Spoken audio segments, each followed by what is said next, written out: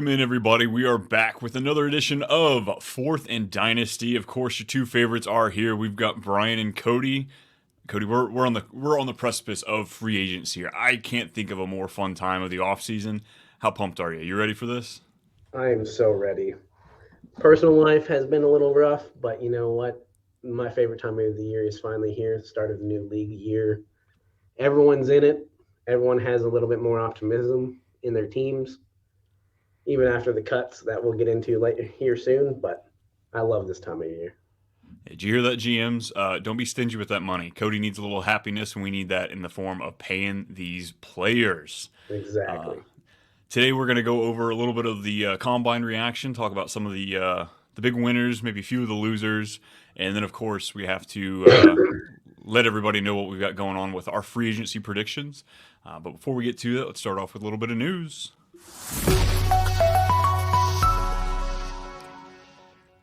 And I think, finally we don't have a quarterback monopolizing the free agency. We're not talking about Rodgers this year. We're not talking about Russell Wilson, even though he's trying to be in the news. This offseason is dedicated to the one, the only Jason Kelce has officially retired from the Eagles. Hell of a press conference. Definitely, the tears were working there. It was hard to keep a straight face, but it's sad to see him go, for sure. Yeah, it hit me hard too, and I don't like the Eagles at all. But I No. love Jason Kelsey, and it's because he is he like he, at the root of his core, he's just another regular guy. So it like for all the hardworking guys and just guys that I only played high school ball, and then after that, I knew like I can't play anymore. So it's like I missed out. Like he seems to represent those people Yeah, really well. Like you can just tell. And with that conference, you're like, man, that's how I felt going in at like out of high school and stuff. Like I'll never be on this field again with my same brothers and stuff like that. So yeah, it was pretty emotional, but I loved it. I love what he represents. I love what he does with his New Heights podcast, and I like his him and Travis's relationship. All of that. It's just yeah, 100%. Yeah, I think it's exciting too. You mentioned his podcast that him and Travis Kelsey have been running with, so I think that gives us a little bit of hope that this isn't the last of Jason Kelsey we're going to see. Whether he gets involved with the Eagles, working front office stuff like that, or hop straight into the media, I don't think our days of seeing him are done. That's for sure. Speaking of days almost done, though, Russell Wilson's days are done in Denver. He didn't even get to play on the new contract. He's still finishing out his Seattle deal. But Denver has decided to cut him, taking an $85 million dead hit. It's going to be $35 million this year and a whopping $50 million next year. So thank goodness that cap went up. But I think we're getting excited, Vikings fans over there, maybe hoping Russ comes to save the day. maybe I'm sure there's a lot of Vikings fans. We're all over the place. Who knows what they want? They'll be mad about everything and they'll be happy about everything. But in my eyes, if we could get a subpar quarterback like Russell Wilson to be the bridge, a 1 year bridge for a JJ McCarthy, Michael Penix, anything like that in the draft, I say let's do it because I mean league minimum with that much with what 10 years of experience, I'm going to take that all day because then we can use that money elsewhere. For sure. I think that's what Russell Wilson's looking for. A team that's right on that cusp of being almost a Super Bowl contender, but definitely a playoff team. I think he's got to know he's going to be bridging, he's going to be helping some young quarterback, but he could have one more shot at playing well, I hopefully. mean, what kind of you're not going to get any better weapons than you are with the Vikings, and he can 100%. even either bring in another weapon like some of the free agent running backs coming in that we'll get talk about later here too. But it also like I saw links that we're trying to trade for Legarius Sneed because he's going to be a tag casualty for the Chiefs, and it's like that doesn't happen if we sign Kirk Cousins back. That doesn't Hmm. happen if we put that much money into a quarterback. So maybe the time is now to just either get the vet minimum on a guy with 10 years and go with the rookie or just go with the rookie altogether. Yeah, it's going to be interesting, but they've got a great base. I think the Vikings do as far as some young pieces. So yeah, you're just looking like most teams, just looking for that captain back there that running the offense. You brought up L'Jarius Sneed. He was one of the high end tag guys. So he's been hit by the Chiefs. I guess they are looking to possibly offload him as well. Lions, Colts, Jags, Vikings, Pats, and Titans seem to be the front runners for potentially grabbing him. And rumor has it a second round pick could get it done. I'm hoping. Colts fan, come on. Let's get some of those veterans in there. As long as it's not the Lions, I'm happy. No kidding. The amount of cap space they have with that core, oh, it's scary. The Bills, one of the few teams that are struggling to get under the cap right now. They've essentially cut their whole secondary. Micah Hyde's hitting free agency. Jordan Poyer and Tre'Davious White got cut. Von Miller looks like he's gotten restructured. So, I mean, I've seen talks of like, oh my gosh, the Bills reloading. It definitely looks like they're just retooling. They've kind of been all in for the last couple of years. So, young pieces is what they're looking to have. But I still think they're going to be top 6, top 8 team in the AFC. Yeah, I mean, when you have your quarterback, are you ever really out of it? It's And true. I think we would both agree that Josh Allen's probably top 5, if not top 7 quarterback For in the sure. NFL. So you're going to be in it with that. Even if they even got rid of Stephon Diggs, I still think he'd be up in that upper echelon. But yeah, I mean, is safety with all the safeties that are getting released too? Is it the new running back? Like all Yeah, no. their high years for money is now they're all getting cut during those years. So it seems like younger is better for safety as well. Yeah, it's interesting what they do because I definitely thought coming into this past year they were looking rough in age. So Bills should have a nice little turnaround this offseason. And it wouldn't be the offseason unless we talked about tight ends because there's not a whole lot to talk about right now. Uh, but the Commanders are going to be signing Zach Ertz to a 1-year deal and Jonnu Smith to a 2-year deal down in Miami.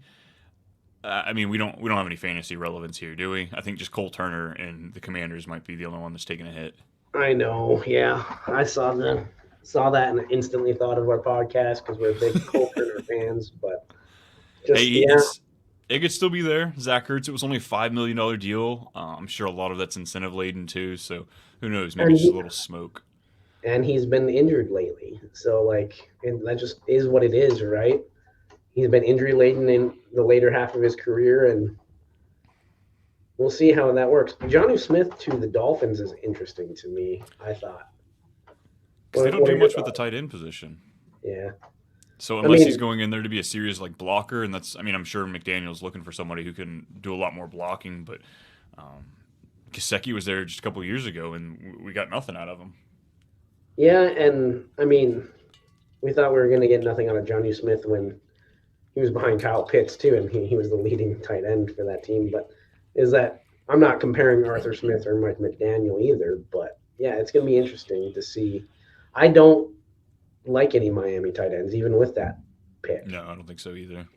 So that's interesting. So Yeah, I think the points from the Dolphins are going to be so heavily leaned to either Tyreek or Waddle or 1 to 3 running backs that they have in that backfield. So I don't know if the tight end really has a chance to be a consistent piece. Alrighty. Well, they're screaming. I hear them in the backgrounds. They're popping up in the chat. They want to talk about combine. So let's hop on all over there and start with quarterback. Fortunately, the big three really didn't do anything. Caleb Williams, Drake May, Jaden Daniels. There wasn't a whole lot as far as doing drills. Caleb Williams opted out of the medical stuff. I feel like he was really the only one that I saw doing interviews as well. So, top guy on the board, JJ McCarthy. Give me your thoughts. Is he this top 11, top 12 pick like he's being talked about right now? I think he's going to go that high for sure. I think a lot of happy discourse now. We were saying that about Will Levis too, and all that kind of stuff. So it This is could be all true. smoke and mirrors, but I don't know. This one, they seem a little bit more excited. He's got the build, he's got the weight, he's got all the makings of being a top quarterback. So maybe. I think out of the big three, though, yeah, like Jane Daniels helped his stock, even just saying, like, yeah, I'm going to throw at the pro day because it'll make all of my teammates look better. Mm-hmm. That was good. Drake May is getting negative discourse for really no reason. Everyone's starting to fade him, it seems like, which I don't think is really fair either. So, I mean, it's the top three and then everyone else for sure. But JJ McCarthy seems to be the one separating himself from the rest of the pack because none For, of the other guys, even like Bo Nix or Michael Penix, even Spencer Rattler, like he helped his stock, but did he really help his stock to get behind those top four? I don't think so. yeah, I'd be really interested to see. I mean, I don't think outside of those top four, any of these guys are going to be a day one pick, and I think most of them are going to struggle to be day two picks.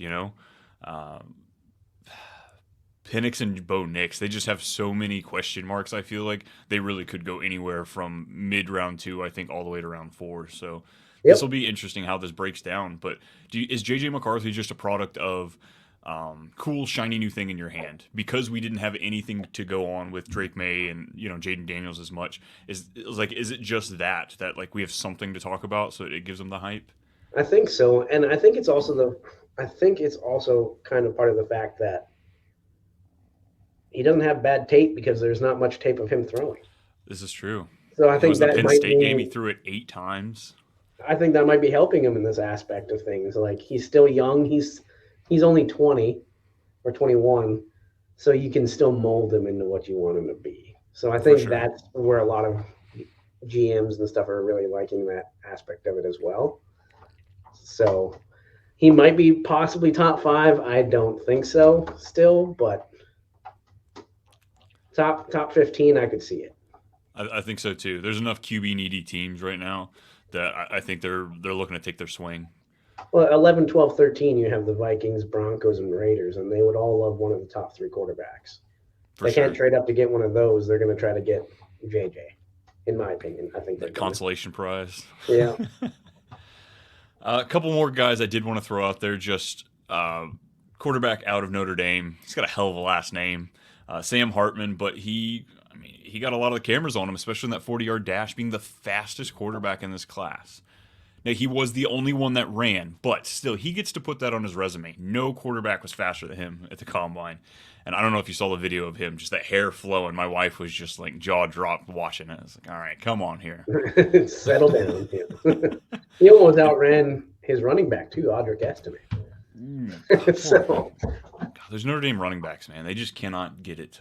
yep. And And then, then Joe Milton, yeah, yeah,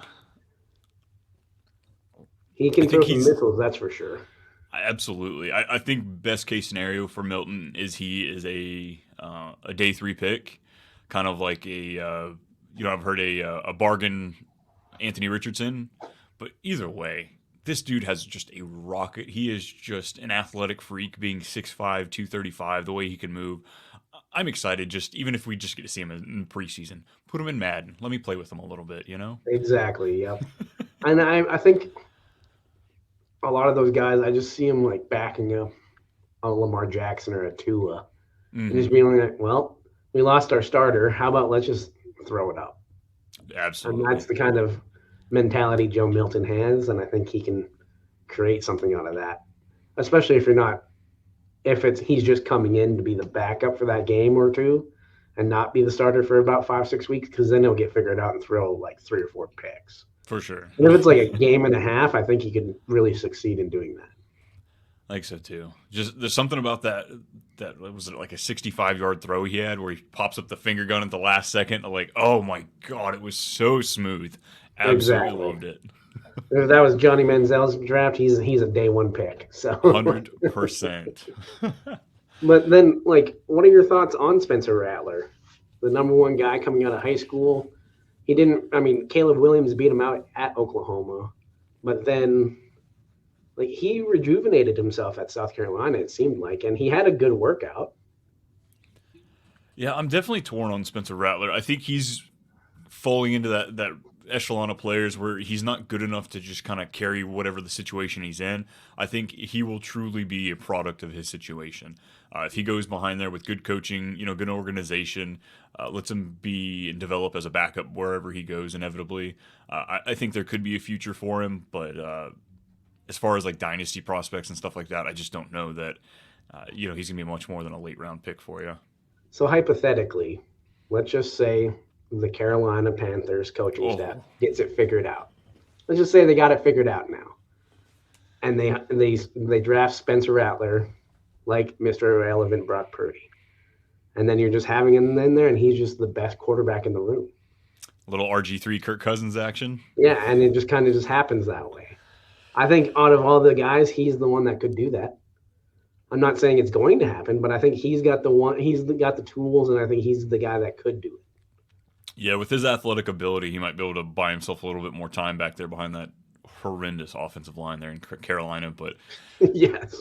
God, if anything would ultimately put the nail in Bryce Young's coffin, it might be that.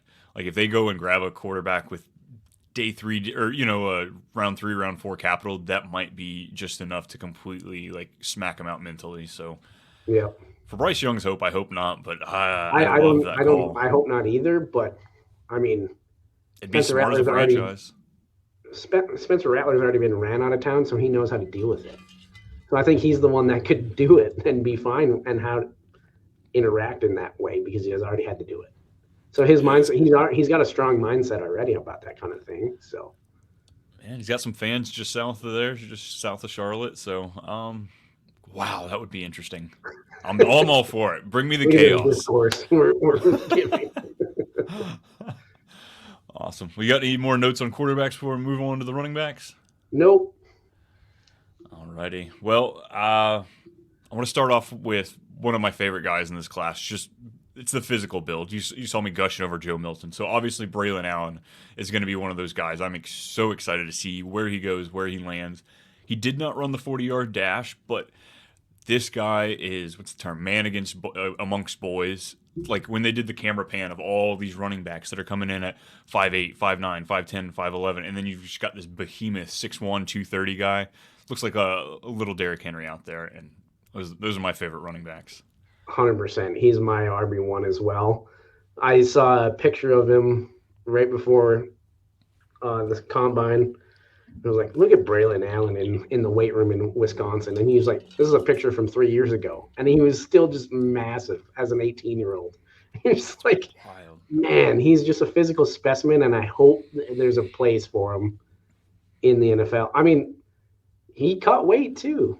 I mean, he cut about 10 pounds from what he played at in Wisconsin. Now, That's I mean, crazy. how many schools are actually giving you your actual weight? He could have been 235 the whole year, but he looked lean. He looked good. I don't think he needed to run the 40-yard dash because his vertical and his broad were really good too. There's other guys that were much, much, much more disappointing. Well, toss one out to me. Let's rip them apart here. Well, let's rip apart Bucky Irving then from Oregon, huh? Yeah, that You was can't the one I was looking at.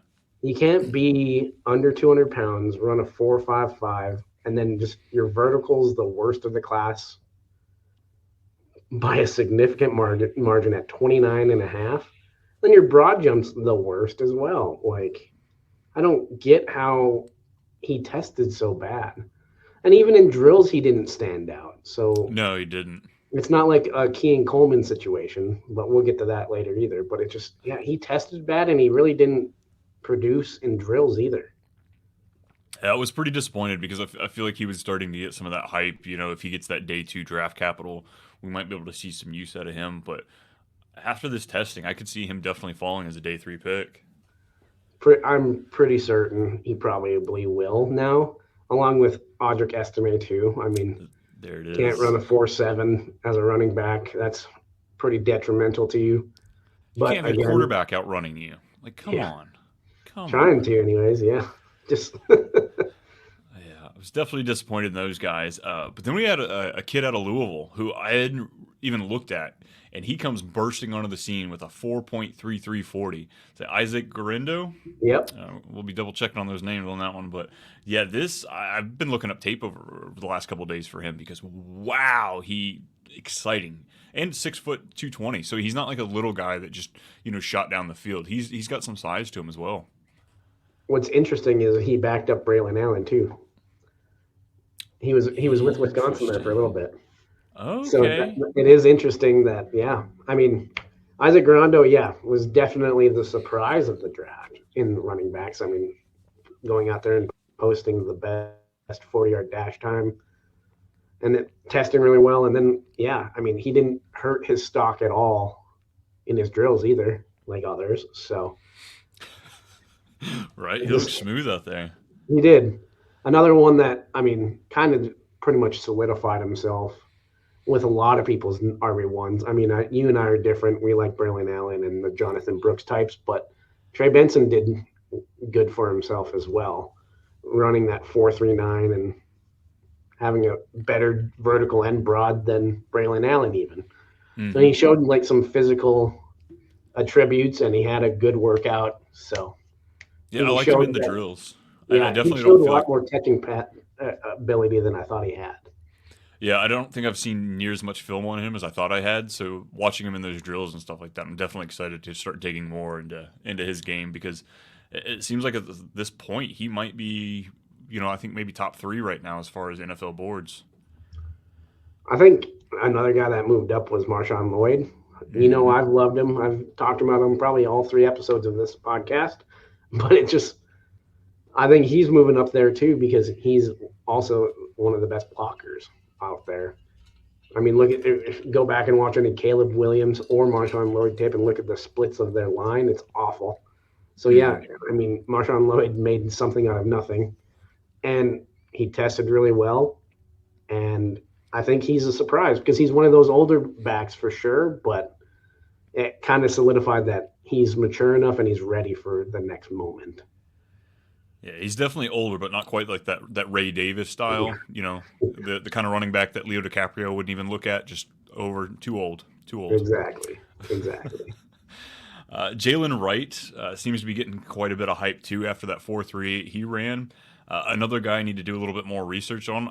Like I said, I watch Tennessee and all I can do is look at Joe Milton. So gonna have to put on the blinders, focus in. But Jalen Wright, you got anything excited about him? Yeah, he's a little speed hamster, isn't he? But he tested well again too. And yeah, it seems when you watch his tape, he's one of the guys that actually keeps the offense on the field. And watching SEC during the year, you don't realize it until you see it on tape. It's like, man, without Jalen Wright, they would have been in serious trouble.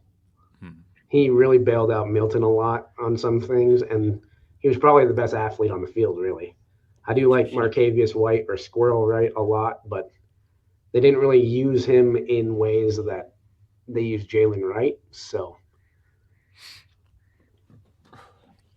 Yeah, this is an interesting class. I feel like there's, I think we are talking like two or three guys that are right there at that tier one.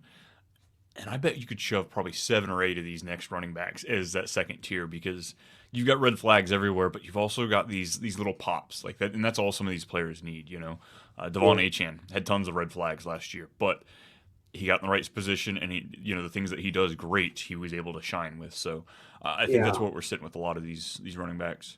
yeah. Uh, Started day three, round four, round five. A lot of them are going to come off the board pretty quickly. I think we've had 1 year, maybe 2 years now without having to say the name Frank Gore, but that's again going to come to an end because Niners were all over the legacy picks, flirting with Frank Gore Jr., uh, Jerry Rice's son, and then also McCaffrey's brother. But Frank Gore Jr., I think just on that name alone, he's going to get decent enough draft capital, probably day three, but just another name to watch out for. Bigger back Yeah, at the shorter size. they really protected him at Southern Mississippi this year. They had more complement backs, and they used a two back system a lot more than they have in the past because he was getting 400 carries his sophomore junior year. This year, I think he got about 250 touches. So it was just more of a they really slammed back, but he's as good as advertised. Like he'll live up to his name. I think he's one of the ones, kind of like Marshawn Lloyd, and maybe George Holani too. Like I think those are guys that could be good complement backs for the next 10 years. And like we're not going to forget about their names; they're going to be around. And I think that's really what this class is going to be. You have your upper echelon guys that might be there for 3-4 years, and then they're trying to find their next big contract. While you have your Frank Gore Juniors, your Marshawn Lloyds, and stuff taking those 2-year, $10 million deals, but they're on Yeah. a team, and then they're going to stay around. And you're like, wow, he had a 10-year career. That's amazing. So it's not there's no elite running back in this class, but there's enough good ones that they're going to get drafted. Yeah, and I think we've seen that adjustment where there's only a handful of teams that actually play bell cow ball. So just about any position you're going to see running backs that come in there as complementary pieces to each other. So I think this class really speaks to what the NFL is kind of doing with the position. Alrighty, you got anybody else you want to highlight before we go to wide receiver? Let's go back to the wide receivers. Oh, good. I've been waiting for this one. This is the one. This is where it's at. Yet again, though, guys at the top. Granted, we get it. You're going in the top 5. You can't. You can only hurt your draft capital at this point. So you can't, say anything hard against Marvin Harrison or Malik Neighbors because we didn't really get to see much from them. But Rome Odunze, I think the big talk of him was he stayed after the combine trying to perfect that drill, get that time he really wanted. But even without him getting the time he wanted, he looked good out there. He's one of the few 6'3" receivers that is true. So upset when Troy Franklin found out he was a big fat liar. But Odunze from Washington did finish out at 6'3", 4.45 on the 40 time. So this is a guy who we could see go top 10, top 12. I'm pretty certain he's going to be top 10, but that's just me. He does. He has all the traits that you want. His gauntlet drill was beautiful, and just shows you that he has good anticipation of where he needs to be on the field and his routes. So that's also fun. Another 6'3" guy that I really liked, and I think having Neighbors not run really highlighted LSU. And Brian Thomas was out there and had a 4.33 40 and a nice vertical and broad. He really helped himself. I think he solidified himself as a top 15 pick too, right? What happened there? Yeah, I thought we were hearing like rumors of, oh yeah, he might go to the Bills or the Chiefs, as one of those late round, first round picks. And now all of a sudden, teams like the Colts at 15 are flirting with him, which, God, our GM, Chris Ballard, this is how he wants his receivers to be built. So I'm just hesitant personally, just more of a biased fan, because we didn't see great production out of him until really that final year. And what do you have, 16 touchdowns this past season? So Yep. That'll really boost him up. But if that's going to be his game and he's got speed like that, God, that's a big fella. I'm excited, very excited for Brian Thomas. And I really think the Colts are a good fit for him because, just like at LSU, he would be the number 2 guy. So he can dominate one-on-one coverage. And Pittman's going to be playing on the franchise. They'll get a deal done. Let's just For sure. A spade's a spade. They're getting a deal done, and he's the wide receiver 1. So he's going to demand more attention than Brian Thomas is. So that's just going to make Brian Thomas eat even more. This hurts Alec Pierce a little bit, but now he can actually be what he needs to be, a slot receiver. Yeah, and that's Josh Downs to throw in the Josh slot Downs as well. too. I think if you guys got Brian Thomas, I would really like it. And Josh Downs too. I even forgot about him. I think of Alec Pierce for some reason, but yeah, Josh Downs would be the slot guy, and Pierce might be out. But he's going to go top 15 in my opinion. I'm excited. I think he is one of the few guys that really he knocked away a handful of the red flags that we had for him. So we saw guys like the Texas fellas, A.D. Mitchell and Xavier Worthy. They definitely boosted their draft stock, but I don't think they did it as much as Brian Thomas did, just because he also has those physical attributes to go with it. Yeah, the problem with Xavier Worthy is, he's going to have that discourse of the fast guys never produce. Mm-hmm. And the one thing I disagree with that about Worthy is Worthy's finally one of those top guys that are as fast. You can tell on his tape, though, that he has good start recognition, and when he needs to slow down in his routes to make sure that his quarterback will get him to the ball, he doesn't outrun his route.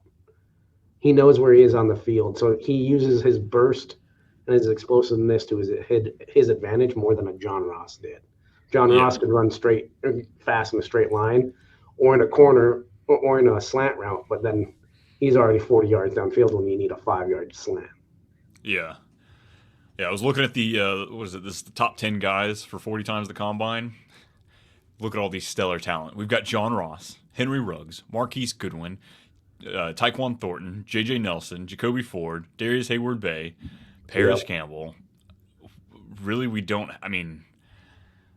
would we say Henry I, Ruggs was probably the I most think Henry talented out of Ruggs all of was them? about to break the trend, and then he just, started wanting to go fast in a car as well. So Yeah, he wasn't running fast enough, so he upped it. apparently, God, that was what are bad. some guys that dropped the ball? I know you noted one, Troy Franklin, a little bit. So what was your take on him?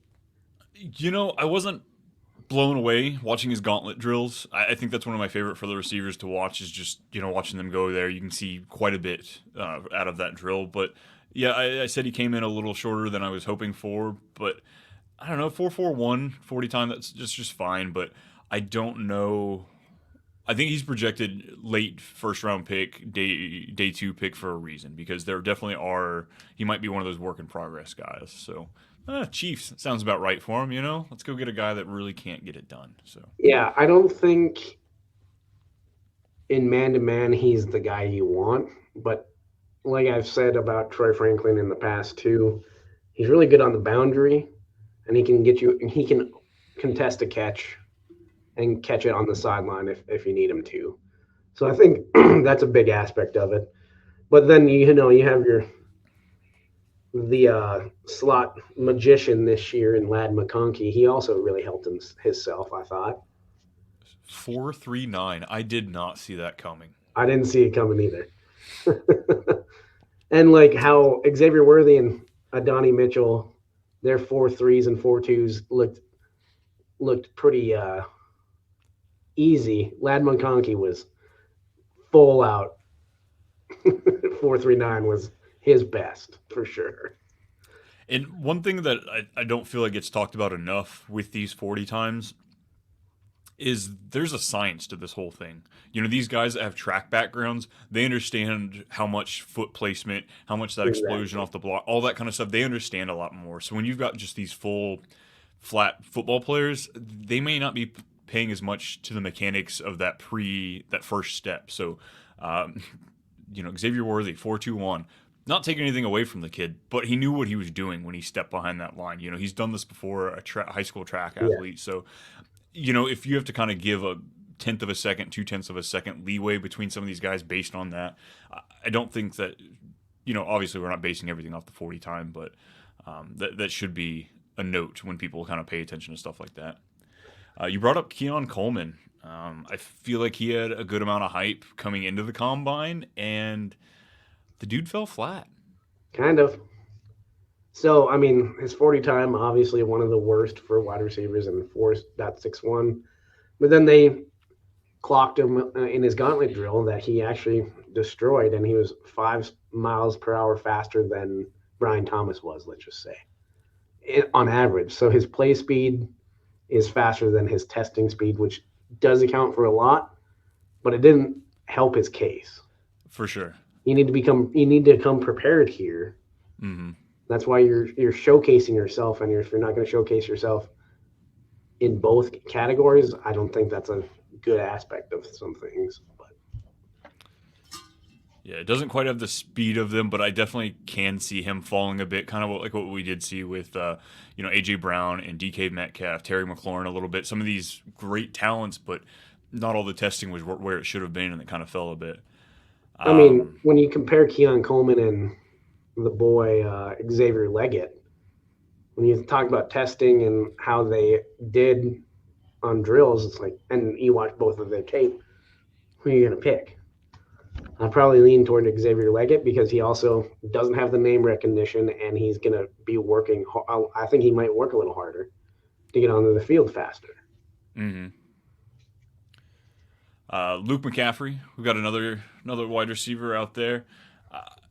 I still have to do a lot of digging on him because outside of the name, I just didn't know that there was a lot of flash there.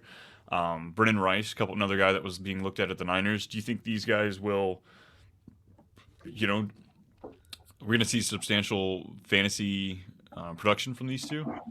Probably not right away, but Luke McCaffrey kind of had the same exact scouting combine as his brother did, and look at what his brother's been doing. So Mm-hmm. you can never discount a McCaffrey or even a Rice in the league because of their background and their family history. So if there's two guys that I'm going to bet that are going to figure it out, it's those two. 100%. All these legacy names here, I'm down to take them all just based on the name. I don't care. Give them to me. There is a guy out here still that we haven't talked about that I know you like. You want to talk about your boy from Florida? Oh, you want to talk about Ricky, huh? Ricky Parasol. 6'1", 189, 441. I know everybody's, if you've heard of the guy, you've seen the one-handed catch. I'm super pumped for this kid because he hopefully flies a little under the radar a bit. Um, we're not going quite, call it this a Puka Nakua, but this guy might be one who falls a bit far, maybe a round 2 dynasty pick. Something in there that actually gives you a lot more production than maybe some of these bigger names do, just based on where he falls. But I do think he is going to be a product of where he falls, though. Would you take Ricky Pearsall over any of the running backs in rookie drafts? I'm going to say no right now, Okay. but I think landing spot would dictate that drastically.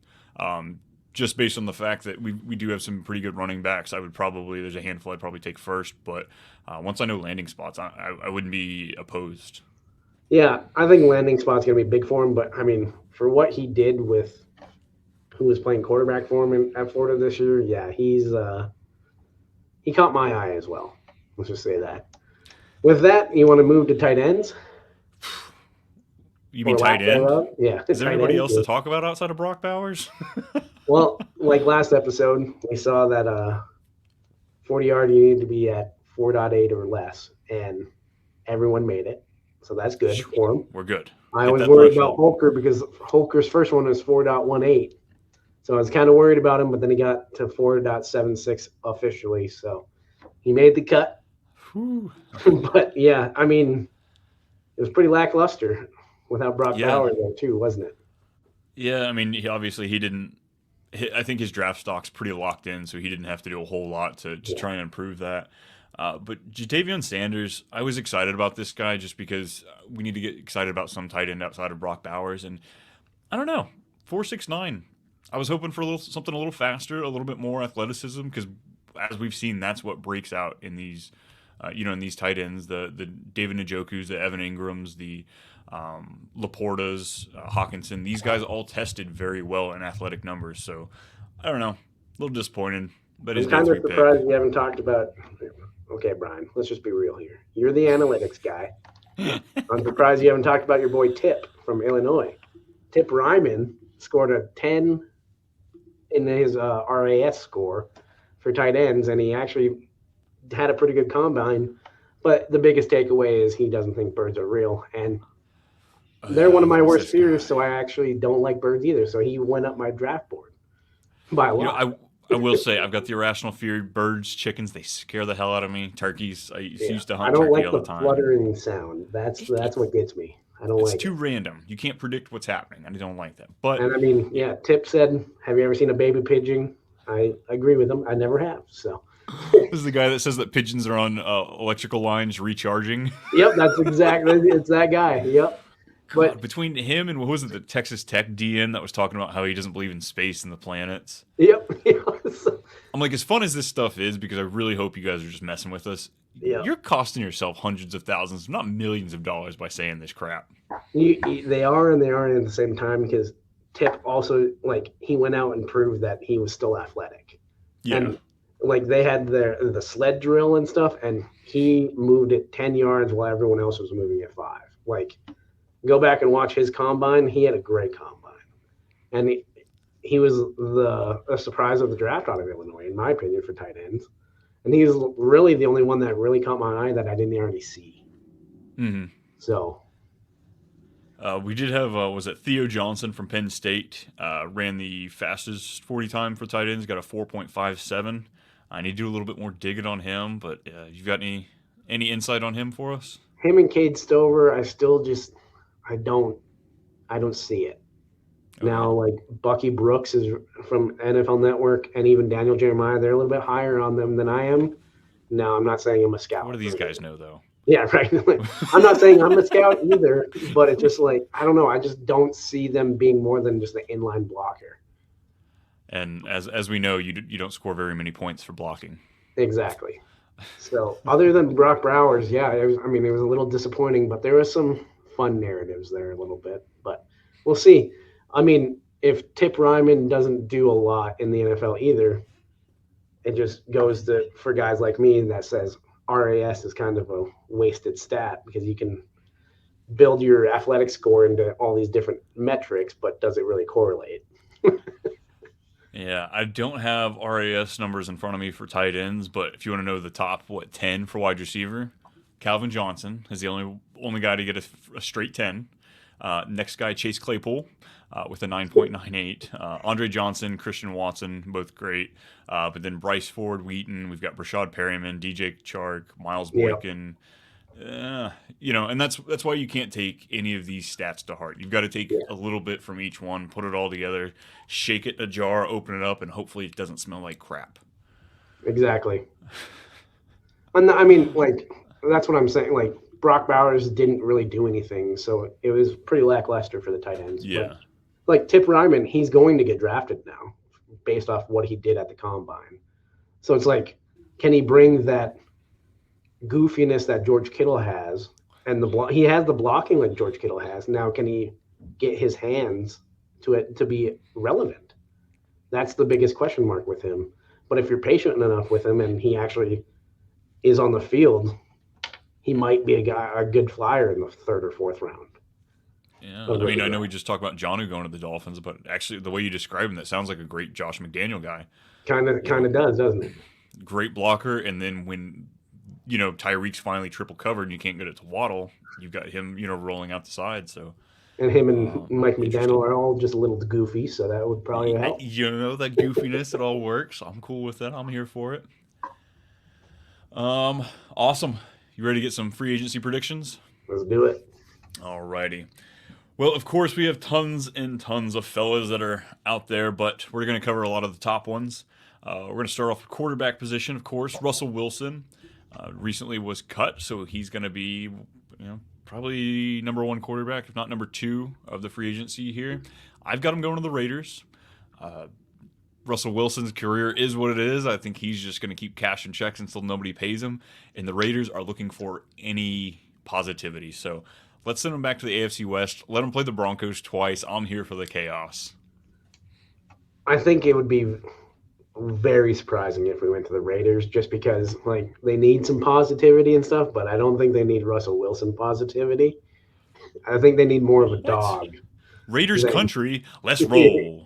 Yeah, I don't think that's going to cut it in Las Vegas very much, but it is interesting. Like, if he has an interview with them and then he says, like, he's kind of a little bit more rough around the edges, it could work as, like, a comeback story or just, like, redemption story. That could be a really fun narrative. And Antonio Pierce, he's a player's coach. Yeah, you're true. But, Luke Getsy's the offensive coordinator there, and he killed Justin Fields, so I don't really want Russell Wilson to help that guy out either. I said he is going to the Vikings. Now, I am the Vikings fan. I'm reluctant. I would like Kirk Cousins back, but I want the rookie quarterback. I want one type of rookie quarterback.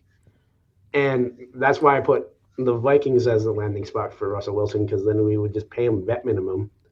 We'd have the Broncos paying him $40 million. That means we can sprinkle in, maybe get one of that bigger, like, I still think we're going to get a tier of running back, a higher tier running back in free agency too, but it might be, if we do just get Russell Wilson, we could probably go for a Josh Jacobs or Saquon. So I'm hoping that's the case, but we'll see. We'll see. Next guy we have is Kirk Cousins. I think if I was putting money on it, I would probably put my money on Kirk Cousins back to the Vikings. But in these prediction shows, I like to have fun. I love chaos. Sometimes the world just needs to burn a little bit. So I think the fun situation here, Kirk Cousins to Atlanta. We've seen a lot of hype about it the last few days. So I'd love Drake London to get himself a little Kirky action. I agree with you. I think he's going to go to the Falcons as well. And the discourse, oh my goodness, on Vikings Twitter when he said, I want to be in Minnesota and I want to do this and this and that. Okay, then take team-friendly deal. So if he goes for money, he's going to be public enemy number one in Minnesota. I don't know if babyface Kirk Cousins can handle that, but there's going to be a lot of people that don't like that decision. Well, look, he's the master of getting money out of organizations, so I wouldn't doubt him Yeah, making the bag with Atlanta. I can't fault him for it. I enjoyed his years here. I also was a Kirk Cousins hater until fairly recently, just because of how much he was making and he didn't produce anything. hmm, But he turned me around because of what I saw this year, based off what it could be. yeah, And you know what? I like Kirk Cousins as the floor than what we had hundred after him. percent, hundred So percent. Yeah, I mean, honestly, like if Atlanta goes out and gets Romadunze with their first round pick and they've got Kirk, I don't see much of a difference between it, Atlanta and Minnesota as far as just what the team has to offer. exactly. I think actually Atlanta might have a better offense if they go out there and go get a high end wide receiver just because of having Bijan. Because Yep. tight end, you've got pretty good athletic talent both sides. Baker Mayfield, as fun as I want to be, I feel like this one's pretty chalk. It's pretty easy. Mike Evans is staying in Tampa, so I've got him staying as well. Yeah. Once Mike Evans resigned, I think it's pretty cut and dry that he's going to go back there. Just a good fit too. So I think, No state income tax.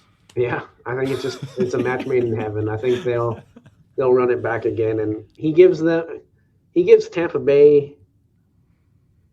I don't want to say the word moxie, but he gives a meaning to watch the games because Baker Mayfield's a wild card in that aspect. Like Mm-hmm. he's got that cockiness about him that a lot of people like and a lot of people don't like. So some Yeah, people might hate watch. I like that I like demeanor it. in a quarterback. I like it too. So like I'm going to watch more Buccaneers games than I ever would because Baker Mayfield's back there. I did always love Jameis. Buccaneers game with Jameis, it made it pretty fun too. Yeah, but exactly. That's true. but yeah, Baker, I love that he's being able to kind of resurrect his career a little bit. And I think honestly the Buccaneers are his best chance of not necessarily winning a Super Bowl, but I think this is the best team that he has a chance to play for. So I mean, he won a playoff game with them. Who doesn't love that? They could easily run that back and make it to the division or maybe even the conference championship next year. It also might make the ownership look a little bit better because he also wanted a playoff game with Cleveland, then they shipped him out of town. Like, who does that? 100%. Who does that? Running backs. This is probably the best running back free agency class we've seen in a bit. Granted, they're aged a bit, but if you had any of these guys on your fantasy football team 3-4 years ago, you were loving time. Saquon is avoiding the tag for his second year in New York. And Cody, looks like we're both playing with fire. We want to see him stay in division. Where do we have Saquon going? As much I have him going to the Cowboys. I've seen him linked to the Eagles now too. I Did think see that either recently. way, he should stay in division and just run all over the Giants. And Yeah, I'll I be think the excited. Cowboys scheme works a little bit better. And I think Saquon would make Dak Prescott probably MVP next year because he's a lot like everyone says Dak Prescott, Kirk Cousins, kind of the same back or same quarterback. And what do they need? They need a good running back behind them. Tony Pollard is a good running back, but he didn't fit the same scheme that they needed. They needed more play action back, but they also need a back that can get you 6 to 10 yards every time, and that's Saquon Barkley. Yeah, I think Saquon's more of a full time version of Tony Pollard, and that's what they Exactly. needed this year. Is they just Tony Pollard, the way he's built and plus coming off that ankle injury, I think they should have given that run game a little bit more support than they did. Speaking of support, Caleb Williams, the Bears' new quarterback, presumably, is going to need a little bit of help. So I've got Josh Jacobs heading up to the Windy City. I think he is the diamond in this running back class, just a hair over Barkley because of that age. So let's go up there. We got tons of money with the Bears. I'm loving it. Where you got him going? I think he's going to stay right where he's at. I think he's going to stay with the Raiders. Now, I know him and the Raiders have had a little touch and go lately, but he seems like a guy that wants to just stay where he always has. And I think that he's going to stay there. And if they get the right running or if they get the right quarterback with him, I think he can thrive there again. And it seems like it's been a decade since the Raiders have actually re-signed one of their first-round picks. So just statistically, let's not make it look like you're horrible at drafting, and let's keep one of your guys a little Was bit. this one of the last drafts? Was Jacobs with Mayock and Gruden too. So maybe. Yeah, this was the first year that they had the 3 picks Oh because they yeah, went and got they what's got his Farrell, name, they got Arnett, Farrell. and they got Jacobs, right? I think so. Yep, and those other two, they're gone. They're not on the team Yeah, they're anymore. not good. Golly, So Derrick Henry, the King Henry, he hasn't taken off the crown. He will play another year or two, and I mean, rumors are spinning there. I think the fit is absolutely perfect. This is a more talented Gus Edwards, the touchdown machine. Let's put him in Baltimore. Let's push this team over the edge and finally win it. Not finally win a championship, but for Lamar, let's finally get him a ring. yeah, and I mean, wouldn't this help in reining back Lamar Jackson's rushing attempts too? Like Mm-hmm. you're gonna have to stack the box, and then he's proven that he can throw the ball. So you get him Oh another God, I weapon. forgot about that. Like he's proven that Lamar Jackson can throw the ball, or he can throw the ball and stuff. So get him another weapon other than Rashad Bateman and Zay Flowers. Oh, I thought you were talking about Derrick Henry Oh, throwing the well, ball. he can throw too, but it's too obvious. Like we need Derrick Henry to go to Baltimore to make that Baltimore team even more scary. Yeah, I think that fit just it makes too much sense. Austin Eckler, I think he's still got it. I think we've got one more year in him, especially if he's playing more of that pass catching role. Get him another guy to help him split carry so he doesn't have to carry the load. But I think send him down to Houston. Give C.J. Stroud another dump off pass because Singletary's not under contract, so you still have Dameon Pierce. They'll probably bring in another guy as well, but I think somebody for C.J. Stroud to help dump the ball off to. The receivers for the Texans had a little bit of a challenge staying on the field the whole year, so giving him that outlet as well as the Dalton Schultz re-signing, we didn't touch that, but yeah, going to Houston. What about you? Ready for this? I think he's going to the Chiefs. Oh, I love it! I love it! Oh, I love it! I had it the filled in Chiefs, at one point. I I love think the it. Chiefs. I like the Texans' plays too. Like just to kind of put them over the edge. That's one of their weaknesses for sure. But pairing up Eckler with Pacheco, with Patrick Mahomes, and just the dynamicness, even if that's a word or not, I don't care. Oh, it is now. Yeah, Andy Webster, we're Reid calling is you. dynamic. You don't think he would make Austin Eckler work? He's better than Jerick McKinnon in probably every sense of the word of a running back. And it's just Eckler is going to want to win now that he's out of the Chargers debacle of all And he that. could play them twice a year. And he'd play him twice a year, and he would. You can tell that he didn't like how things went last year with the Chargers, even like just making him sign the tag and stuff. So it's like, yeah, he wants a little bit of revenge, and I think the Chiefs is just a great spot for him. 100%. And how do you, I mean, Chiefs, I'm pretty sure are already favorite to win the Super Bowl next year, but Yeah. you tack on that and then probably a first round wide receiver. Oh my God, I'm so excited. Not a Chiefs Yeah. fan here, but it's hard not to root for all this. It's so much offense, you know? Yep. And then our last It's running easy back. to root for Andy Reid. Oh, 100%. 100%. That big orange walrus. Oh, man. Yep. Tony Pollard's going to be the last running back we talk about here.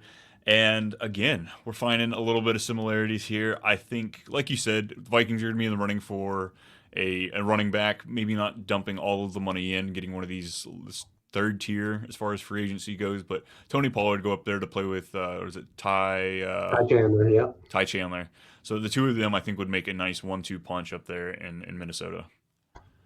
Now, I've been a Vikings fan all my life, and we've had great running backs that just kind of solidify the offense. We've had Adrian Peterson, we've had Chuck Foreman, all those other guys, and even Dalvin Cook, right? Rod Smith. That's over with. With Ty Chandler, though, if he gets 10 to 15 touches a game, he's good. I don't think he's fast, and that's how Alexander Madison was too. But then when you make him a feature back, I think that's only hurting their value.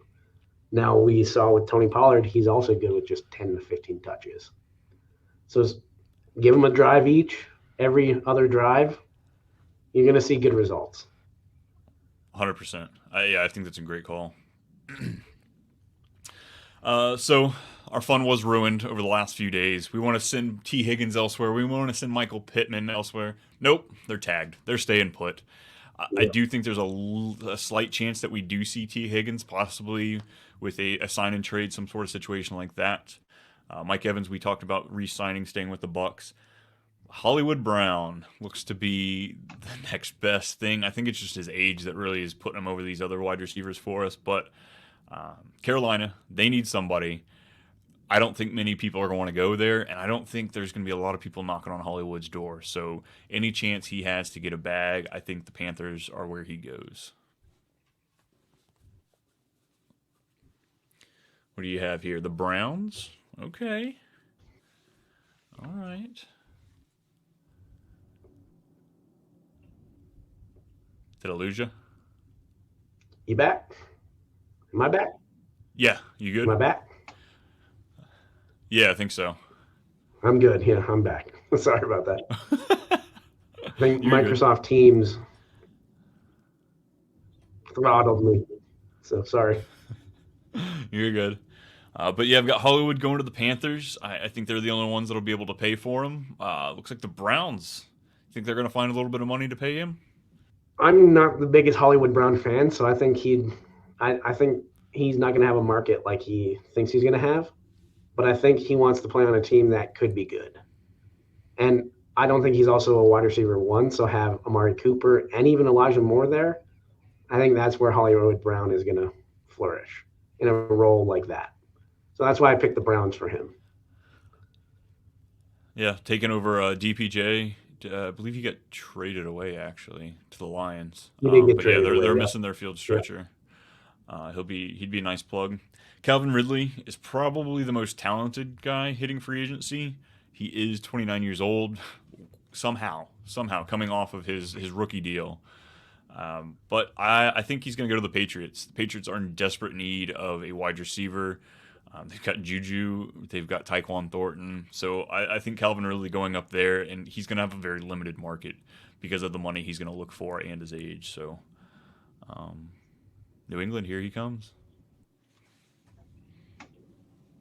I think Calvin really stays pat with the Jaguars. I think it's just kind of we don't want to give the Falcons any more compensation for him. So then I think he might actually take a little discount to go back to the Jaguars. Because I think they were finally starting to figure out like when Christian Kirk got hurt, that really hurt that whole team. It really did. So I think Mm-hmm. if Kirk and Ridley can run it back, I think they're going to be a good 1-2 punch for Trevor Lawrence. Because I mean, that's another guy, a quarterback that really needs the rebound this year is Trevor Lawrence, or else he might be looking for a job too. And he needs all the weapons he can get. So I think he signs back with Jaguars. Yeah, I like it. I think it's kind of funny how they have to get out of that like second, third round pick, giving up to the Falcons. So maybe this letting him technically hit free agency and then pulling him right back in. They get at a loophole of actually paying it up. Yep. But like Matt Harmon's reception perception just came out recently. He did an article on Calvin Ridley, and looking at it, Ridley did what he had to do. Like he was getting open, he was successful on all those routes. So I think this, like you said, a culmination of just he took a year off, new team. What you call it? Christian Kirk getting hurt. We had a Yep. lot going on here in Jacksonville, and it seems like Trevor Lawrence might be an every other year kind of guy anyway. So let's run I'm it back so one more jacked time. you brought up Matt Harmon's reception perception because I love that. I love it. 100%. Everything about it. And yeah, Calvin Ridley's a route technician. So I knew when he had one out on Ridley, I'm like, that's going to look good for him. So Oh yeah. what about the Last last guy one. on your list with Gabe Davis, Brian? Where do you think he's going to go? You know, we talked about Brian Thomas possibly going to the Colts, just him fitting in there. I mean, obviously free agency hits first. I was before the Brian Thomas explosion. I kind of had Gabe Davis going to the Colts. I thought he was another depth piece. He's not going to obviously be a number one of those 2, 3 wide receiver guys for us. But when I finally had to land on it, Drake London, poor fella, he's lonely. He's got no friends at the wide receiver position. So bringing Gabe Davis on a cheaper deal, somebody who can stretch the field, put him on opposite of Drake London. I think this will be a sweet fit. I have him as the Patriots. He just kind of seems like he would fit with the Patriots. I don't know. And forgive me, I didn't do much research on the wide receiver room now. I think Jacoby Myers is gone, but he might still be there. Yeah, he's in Juju's the Las Vegas. there. You go. So yeah, he's gone. Juju's there. I think they just need a guy that's just about business again, and I think that's where Gabe Davis can fit. I think he'd help Tyquan Thornton a lot in just letting him be what he needs to be, and Gabe Davis can do everything else. But I do AFC, I like your Falcons pick a lot. yeah, AFC East is a really weird division. Like they pass around players like no other division does. Like most of the time, these teams kind of keep away a bit, but it is weird how they will bounce around in this division so much. So seeing him stay in division, I wouldn't be shocked at that at all. Tight ends, again, we've only got a couple here, but Dalton Schultz signed that 3-year deal to stay in Houston, so bell of the ball. The only one we've got here, I think Noah Fant. This is his chance. He's getting out of that first contract. He's still only 26 years old. First-round draft capital. Unreal athletic ability. Send him to the Bengals. Let's finally utilize this position with Joe Burrow. Because like I said, if T. Higgins gets a sign-and-trade, they're going to need another pass catcher there. So I think Noah Fant has a good chance at going to the Bengals, who have tons of cap space. Well, that's a great spot. I think they're probably going to try to get a rookie. I wouldn't even be surprised if the Bengals tried to trade up for Brock Bowers. But they're right behind the Colts. If we don't take them, I think they will. I think they would. So I mean that might be the detriment. But I mean, Noah Fant's a good option that he still might go there. I think he stays pat with the Seahawks. I think wherever they're going to go, even if it's Geno or if it's Drew Lock, still he saw some success up there, and I think he was having a little bit of fun. I think he realized that it was way better than Denver, so I think he's going to stay right where he's at. Yeah, Will Dissly, one of the Seahawks' other tight ends, he will be hitting free agency. But, God, there's just so many mouths up in Seattle. You got the 3 receivers, if Tyler Lockett still stays on the team. You got the 2 running backs back there. I need some Noah Fant action in my life. Get some of those orange stripes. Get those stripes. Yeah. Awesome. Well, that is going to wrap up the free agency predictions. Of course, you can come back and see us in a couple weeks. We'll find out where we were totally wrong, but we're not going to focus on that because we're going to talk about what happened there. Cody, before we get out of here, you want to let the people know what you got going on, where they can find you? Yeah, still exclusively at Dynasty Pros. I've been writing a lot of rookie spotlights over there and some Dynasty dilemmas. Like, I'm a big sell hard kind of guy for Kyren Williams. I think this might be the offseason to offload him because he's not going to get any higher on your list. So I think he's a good, if you can get 2 first-round rookie draft picks for him, sell right now. And, other than that, I post a little bit on Twitter here and there, or X, but not really. Where can we find you, Brian? Well, you can find me here, of course. We're going to be crushing off-season stuff all off-season. You can find my writing nowhere right now. I picked up the pen the other day. I put it to the paper, and then I got distracted. So something will be coming. I'm sure of it. I can just feel greatness coming onto paper. But for right now, you can find me here, 4th and Dynasty, YouTube videos, QB List podcast. You want to check me out there. And if you're looking for a little escape from football, too much shenanigans and too much movie night, of course, for all the laughs. But for us here at 4th and Dynasty and Dynasty Pros, I think that's all we've got. Got anything else for them? I'm good. Alrighty, we'll see y'all in 2 weeks.